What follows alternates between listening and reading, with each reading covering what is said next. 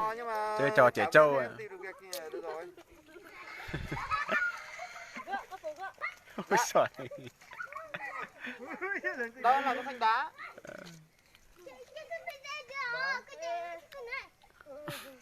Là nhà thực tế rằng là ông ấy chuyển đem sang máy của ông em ông ấy. Chuyển là kiểu là ông cho anh em nhà ông ấy về lái con máy của ông ấy, còn em thì là sang con máy của ông em họ ông ấy.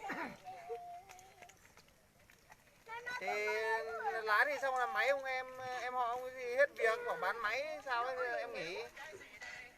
Vâng. Đó làm thanh đá mà làm ở bên chỗ trường Hoàng Quốc Việt dễ vào ấy. Làm chỗ trường Hoàng Quốc Việt dễ vào ngay đầu của Bánh Lẫm dễ vào ấy. Xếp hàng nhau xuống à. Đó đây. Con Thái Long Hải mà hồi làm có bên đấy cùng có của Vũ Thanh Tùng xem tên thần đồng ấy. Xếp hàng đi, xếp hàng xuống.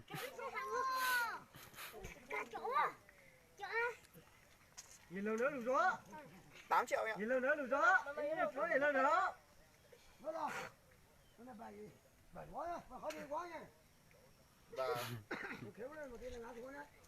Vâng. Bắt đầu đi.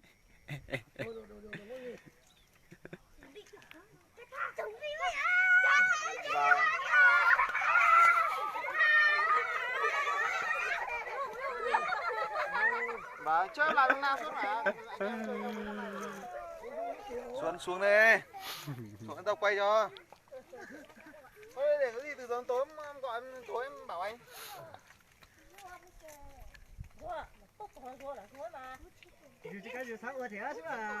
Và máy trừ 8 thì lương 8 triệu thì làm Yên Bái. Bắt đầu đi. Ngay chỗ đang anh làm có ngay chỗ gạch không nung lên đấy à? Ui, mà thằng cha xuống rồi. Bà. Thì mấy các kiểu mấy thì các kiểu mới thì các thế nên thì các lắng như vậy. Tại vì sang tranh nó tạo nên nhanh nhanh. Em nhà ngay trong đường. Các chủ. Bà. Thế có gì tối em gọi lại cho? Bà.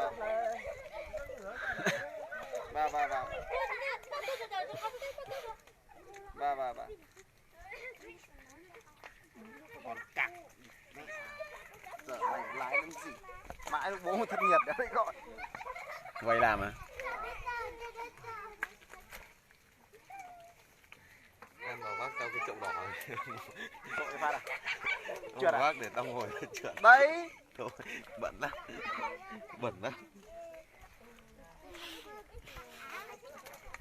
Hôm nay tao quay trực tiếp tao. Đấy, nằm ngửa ra chơi. Mẹ. Tự lùi ạ.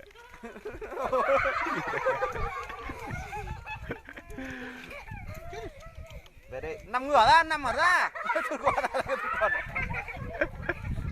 Rồi, nhảy lên đây. Nhảy không? Một chân này. Mày nhảy bố mày bố dã chết con à. Đấy, thằng này ngửa này. Mày có trong củ chiêng đấy. Khô rồi cho tí nước vào đi. Khô mẹ rồi.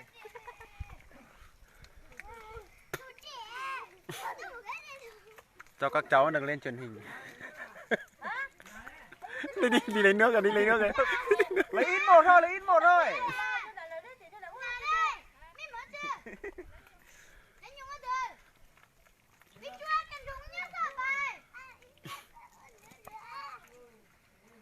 Ngân Vân Linh à? Ngân Vân Linh có xem trò này à?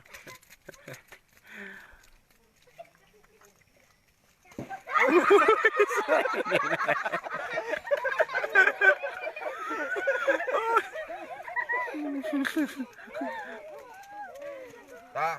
Con thun lên dẫn nhá ta.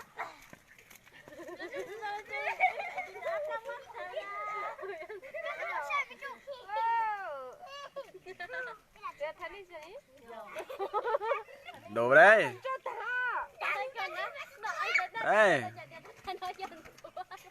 Bắt đầu xếp hàng ôm sau nhau xuống. Xếp hàng vào đây, xếp hàng vào, xếp hàng như đoàn tàu lúc nãy ấy.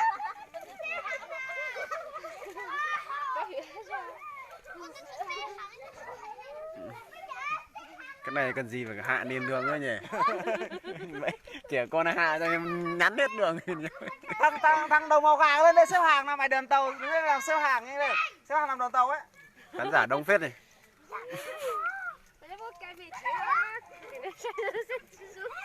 Nào ngồi xếp hàng vào.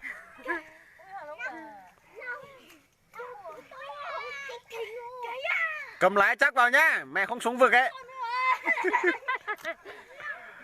Bắt đầu đi. Một thằng đủ đấy. Ui đi mẹ xuống nhà. Xít nữa.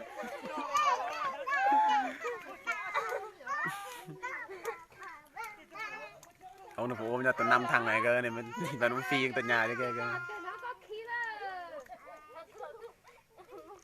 Biết rồi à, bắt đầu đi. Lên đi, lên làm vài vòng nữa đi. Chơi tiếp cho nó vui. Bố đang trải bạn ơi. Người ta gọi là thần đồng.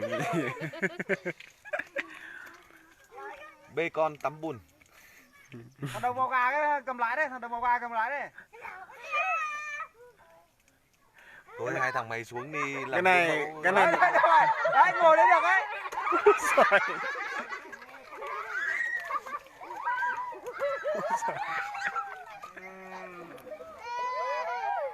Cái này mình bán hàng online này, keo vuốt tóc cái nhỉ. Dùng keo này tốt quá. Sao còn gì nữa. Vuốt rất đỉnh ấy à. Thành hình màu gái hết rồi.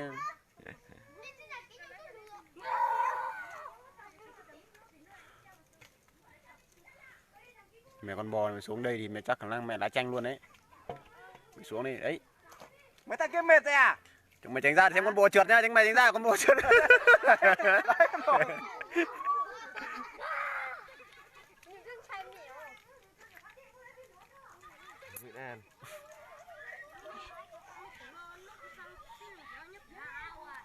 Thằng đầu màu gà đâu rồi? Thằng đầu màu gà mệt về rồi à? À đây đi này à? Đéo bò lên được vậy.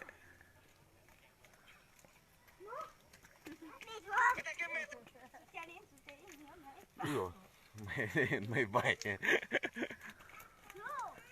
Trượt bà tay.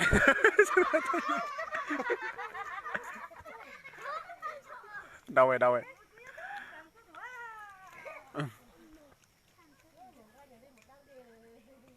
Thành ơi, lên đây chơi cầu trượt không Thành ơi?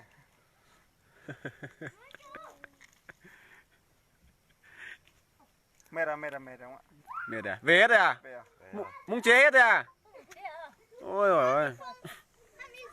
Đấy hai thằng mày xuống chơi tao quay cho. Thôi, đứng lại anh em mình nhá. Mà cán bộ béo tròn vo này xuống khả năng còn đi phi nhanh hơn đấy. Mẹ tắt vách nhà rồi.